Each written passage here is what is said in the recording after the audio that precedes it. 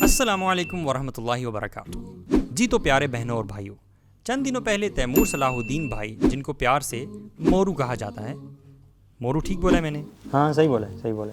जी हाँ, तो मोरू भाई ने एक बहुत ही दिलचस्प मौजू पर वीडियो बनाई, जिस पर सबसे पहले मैं उनको खराज तहसीन पेश करता हूँ कि फाइनली उन्होंने किसी प्रोडक्टिव डिस्कशन की तरफ रुख किया। क्या मतलब है, उस वीडियो में गालियाँ नहीं हैं? हाँ, तो यकीनन ये एक बहुत अच्छी बात है और अब कम से कम लोग अपने बच्चों के साथ बैठकर उनकी वीडियो देख सकेंगे। Appreciate that. मैं अल्लाह ताला से दुआ करता हूँ कि अल्लाह ताला उनको इस चीज़ में इस्तिकामत दे। आमीन। आगे चलते हैं। अपनी वीडियो में तैमूर भाई ने कुछ बातें बहुत खूबसूरती से बयान की, जिनका क्रेडिट ड्यू है, लेकिन साथ ही कुछ बातों से ऐसा ज़ाहिर हुआ कि अगर वो इस वीडियो को पब्लिश करने में थोड़ा सा इंतज़ार कर लेते और थोड़ी सी रिसर्च और कर लेते, आजकल तो वैसे भी लॉकडाउन के दिन हैं, तो थोड़ा सा इंतज़ार करते और रिसर्च करते और वीडियो एक दो दिन बाद नहीं, एक हफ्ते बाद रिलीज़ कर देते और ये एश्योर कर लेते कि कम से कम जो चीज़ें वो बयान करने जा रहे हैं वो कम से कम तस्दीक के काबिल हों, तो बहुत बेहतर होता। रिलीजन यानी दीन की बात हम बाद में करते हैं, पहले उनकी वर्ड थ्योरी की डेफिनेशन को देख लेते हैं। ये बातें बहुत गौर से सुनिएगा, क्योंकि शायद अगर आपने गौर ना किया तो ये बातें आपको समझ ना आए। मोरू ने अपनी वीडियो में ये कहा कि theory is a fact until another theory proves it wrong, यानी कोई भी थ्योरी जो है वो फैक्ट हुआ करती है जब तक कि उसे कोई और थ्योरी डिसप्रूव ना करते। जबकि चार्ल्स एम विन, जो कि एक सीनियर प्रोफेसर हैं केमिस्ट्री के इन कनेक्टिकट यूनिवर्सिटी ऑफ यूएस, वो अपने एक रिसर्च पेपर में ये कहते हैं कि scientific theories can never become scientific facts, क्योंकि थ्योरीज तो किसी अमूमी सतह पर होने वाले किसी भी काम के बारे में बात करती हैं। थ्योरीज किसी बिहेवियर को एक्सप्लेन करने में मददगार तो ज़रूर साबित हो सकती हैं, लेकिन 100% सच और यकीन से खाली होती हैं, और इसी को चार्ल्स एम विन ने साइंस की खूबसूरती कहा है। फिर मोरू भाई ने यह कहा कि ये बात बहुत गलत है कि हम किसी भी थ्योरी को कियास समझकर रद्द कर देते हैं, जबकि वीडियो के शुरू में उन्होंने बिल्कुल यही बात की और बिल्कुल यही तासुर दिया। मुलाहिजा करें। अगर आप भी फिक्रमंद इंसान हैं तो आपके जहन में भी सवाल उठता होगा कि क्या ये थियरी ऑफ एवोल्यूशन और दीन में पेश किया गया इर्तिका का नज़रिया, क्या ये हम खड़े हैं, क्या ये मुतसादिम है? क्या ये थियरी ऑफ एवोल्यूशन बस एक थियरी ही है या इसमें कोई सच्चाई भी है? यानी थ्योरी सच्चाई के साथ भी हो सकती है और सच्चाई के बगैर भी हो सकती है।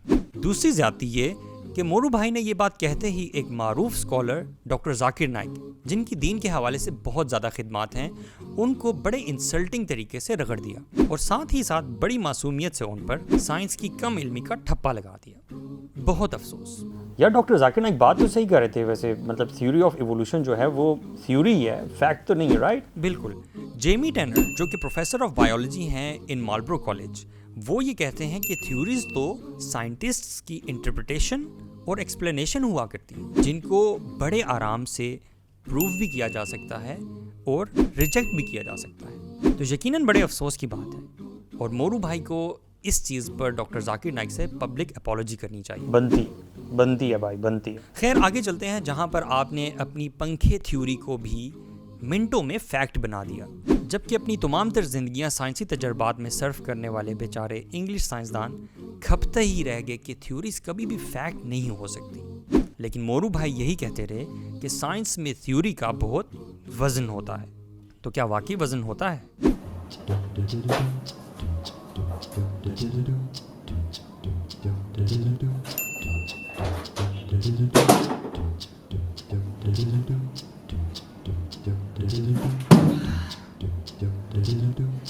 जी हाँ, तो थ्योरीज बहुत हल्की भी होती हैं और कुछ थ्योरीज यकीनन बार बार कामयाब तजर्बों के बाद बहुत स्ट्रॉन्ग भी हो जाती हैं, लेकिन फिर भी फैक्ट नहीं बन सकती, क्योंकि कोई भी आम सा शख्स अगर थोड़ी सी भी रिसर्च कर ले तो वो इसी नतीजे पर पहुंचता है कि थ्योरीज फैक्ट्स और ऑब्जर्वेशंस का मजमुआ होती हैं।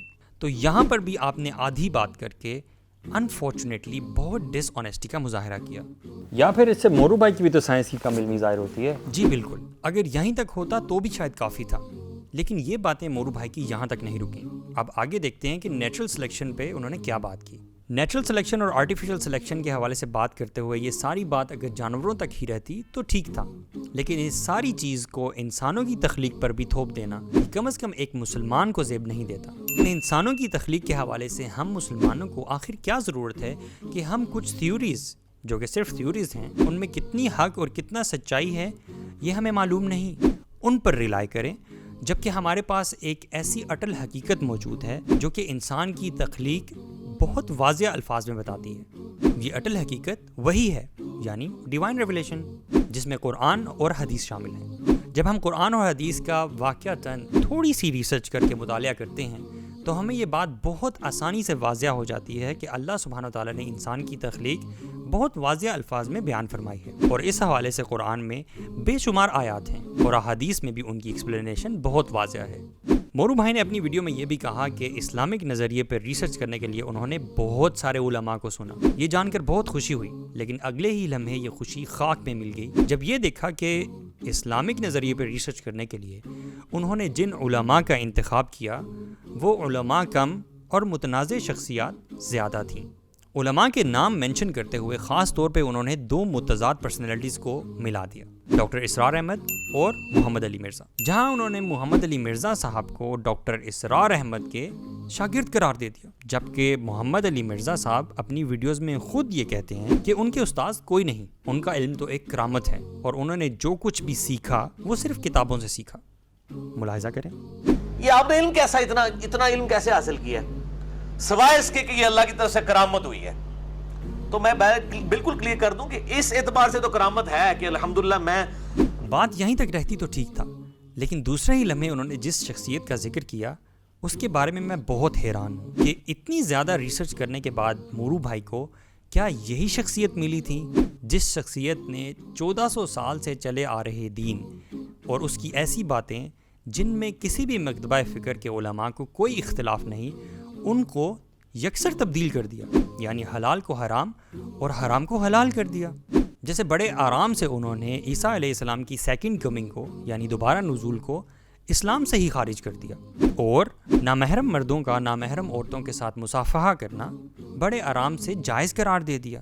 اور اس کے بارے میں ایک سوال کا جواب دیتے ہوئے انہوں نے یہ کہا کہ اس بارے میں اللہ کے نبی صلی اللہ علیہ وسلم کی کوئی حدیث نہیں۔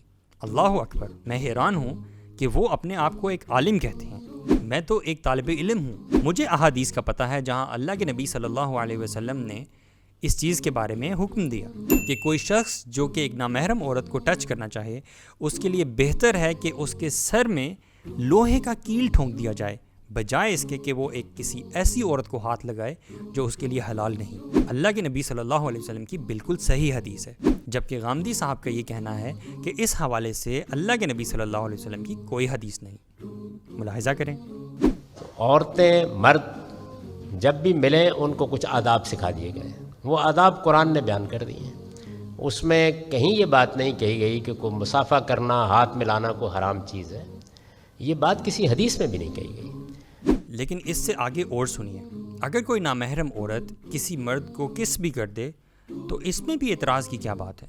اس میں بھی اعتراض کی کوئی بات نہیں، کیونکہ وہ لوگ کوئی زنا تو نہیں کر رہے جس چیز کو منع کیا گیا ہے، کیونکہ یہ ہوا والا کس کرنے کے بعد تو وہ لوگ پوگو دیکھیں گے یا پھر بیٹھ کر پب جی کھیلیں گے، ہے نا؟ اور صرف یہی نہیں، اسلام میں سے داڑھی کا تصور بھی ختم کر دیا یہ کہہ کر کہ یہ ایک کلچرل چیز ہے، اور یہ بھی کہہ دیا کہ اسلام میں عورتوں کو پردے کا جو حکم ہے وہ بھی ایک کلچرل چیز ہے، اس کو بھی اگر وہ کر لیں تو ٹھیک، نہ کریں تو اس میں حرج ہی کیا ہے۔ تو میں حیران ہوں کہ مورو بھائی نے اتنے زیادہ علماء کو سننے کے بعد ان اشخاص کا تعین کیا۔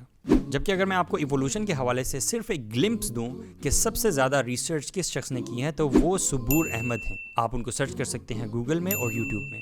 بہت سارے ایسے لوگ جو کہ ایکیڈیمکس ہیں، ان سے جا کر ڈیفرنٹ یونیورسٹیز میں ڈیفرنٹ ملکوں میں وہ ڈیبیٹ کر چکے ہیں، اور ان کے بے انتہا لیکچرز بڑے آسان زبان میں آپ کو مل جائیں گے۔ مورو بھائی نے انسان کی تخلیق کے حوالے سے اپنی تمام تر ریسرچ کے بعد جس نتیجے پر پہنچے اور جو سٹوری ہمیں بتائی ہے، میں وہ سٹوری سن کر بہت حیران ہوں، جس کا آغاز انہوں نے قرآن کی سورہ سجدہ سے کیا، جس میں انہوں نے بتایا کہ انسان کی تخلیق جو ہے وہ اللہ تعالیٰ کے بیان کردہ آیات کے مطابق اللہ تعالیٰ نے مٹی سے کی، اور پھر سمندر کے قریب جو دلدلی مٹی ہوتی ہے اس میں ماں کے پیٹ کے اندر والا پروسیس شروع ہوا، جس میں سے ایک انڈا بنا، اور جس انڈے میں سے جس طرح سے چوزا نکلتا ہے اسی طرح سے حیوانی انسان نکلا۔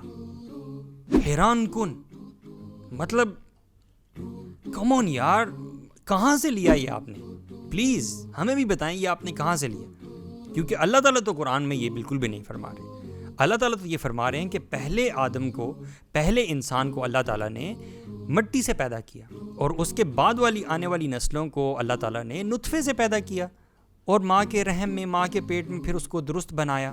اللہ تعالیٰ تو یہ فرما رہے ہیں، اور قرآن میں صرف سورہ سجدہ میں نہیں بلکہ جہاں جہاں بھی انسان کی تخلیق کے حوالے سے آیات ہیں ان سب میں اللہ تعالیٰ نے یہی بات فرمائی ہے۔ اور اگر ہم قرآن اور حدیث دونوں کا مجموعہ دیکھ لیں تو ہمیں بڑی آسانی سے یہ چیز سمجھ میں آتی ہے کہ پہلا انسان جو اللہ تعالیٰ نے تخلیق کیا وہ آدم علیہ السلام تھے، جن کو اللہ تعالیٰ نے اپنے ہاتھ سے بنایا اور ان کو بنانے کے بعد جنت میں رکھا۔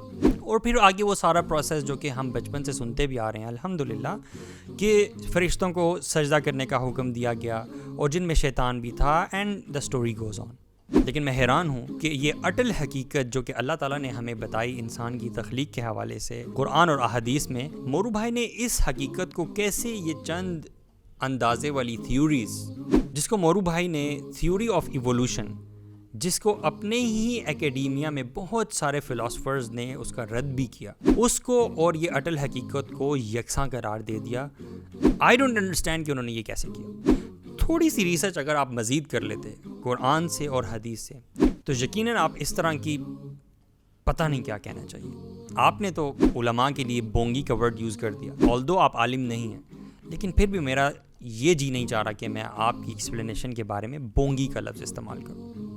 کچھ آداب ہوتے ہیں، کچھ مینرز ہوتے ہیں جن کا خیال رکھنا چاہیے۔ اس کے بعد مورو بھائی ایک اور چیز پر بڑا حیران ہوئے اور اس چیز کو بھی انہوں نے تھیوری آف ایوولوشن کے ساتھ جوڑنے کی کوشش کی۔